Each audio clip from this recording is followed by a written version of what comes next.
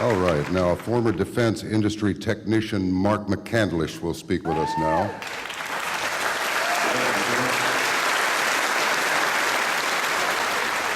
Good evening. I've got an awful lot of technical information that I want to share with you so you can try to understand what these substances that are being put into the environment do, how they work, where they came from, how the process was developed. Now, when we talk about aluminum, we talk about barium, we talk about strontium, these are actually kinds of metals. Aluminum oxide in particular is an oxide of aluminum that contains 2 atoms of aluminum and 3 atoms of oxygen. So if you break these particles down to the smallest size you can in a nanoparticle form, you can literally put this material in the jet fuel, and it will actually enhance the combustion process because as the aluminum is vaporized along with the fuel, it releases all of the oxygen, so you get a much cleaner burn. Although the problem is that the aluminum comes out of the exhaust pipe, condenses, and then comes down to the ground. But this process also allows to put the aluminum into the environment as condensation nuclei that then help to promote different processes for modifying the weather. Now, where did this come from? Some of this technology actually came out of the stealth program.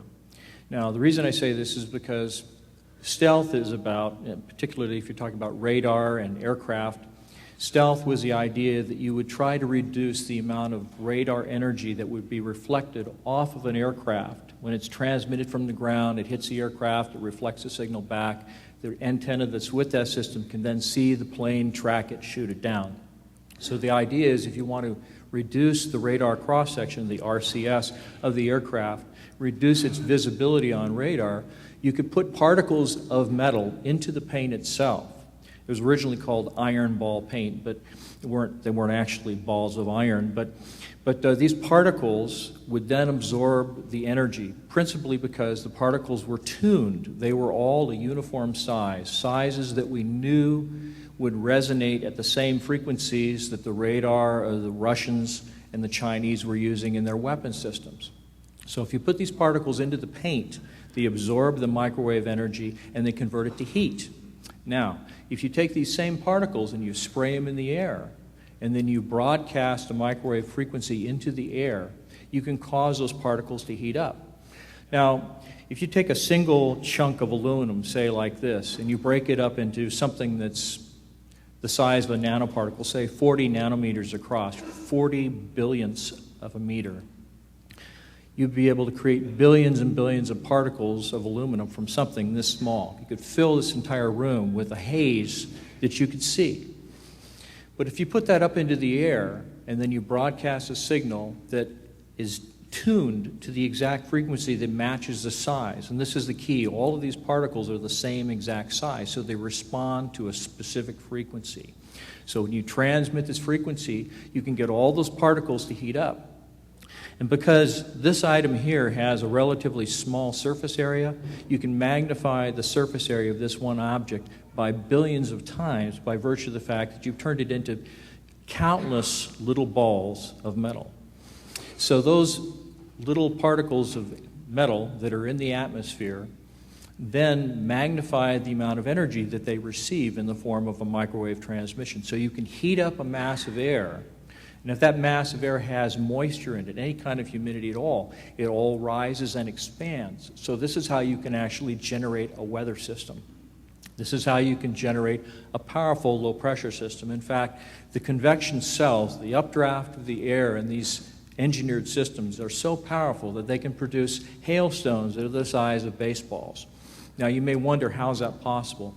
Usually when moisture is lofted into higher altitudes where it's much colder, the water begins to freeze and it begins to fall. And as it falls, you have other little particles of moisture that cling to it and they continue to freeze. It gets larger and larger. You get what looks like little droplets of water that are frozen.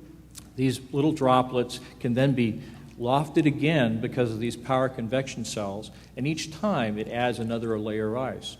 And so these convection cells are so powerful that you can literally create layer upon layer. In fact, if you cut one of these hailstones open, it looks like an onion, layer upon layer. So you can imagine from a military standpoint the amount of damage that you can do to enemy equipment, to enemy infrastructure with hailstones the size of a baseball falling out of the sky. You can damage the wings of an aircraft so severely that it can't fly because it no longer has the proper aerodynamics. So there are lots of things that you can do from the standpoint of a weapon system or the weaponization of weather. One of the things that you have to understand too is that because metal is a conductor of electricity, if you put a lot of metal very evenly dispensed into the environment, the air conducts electricity much more powerfully. It's much more conductive, so you get more lightning strikes.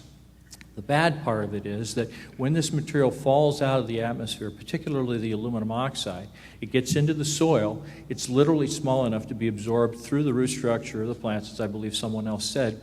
And so you have something right in the plants that if it heats up in a forest fire, it causes a forest fire to burn much hotter.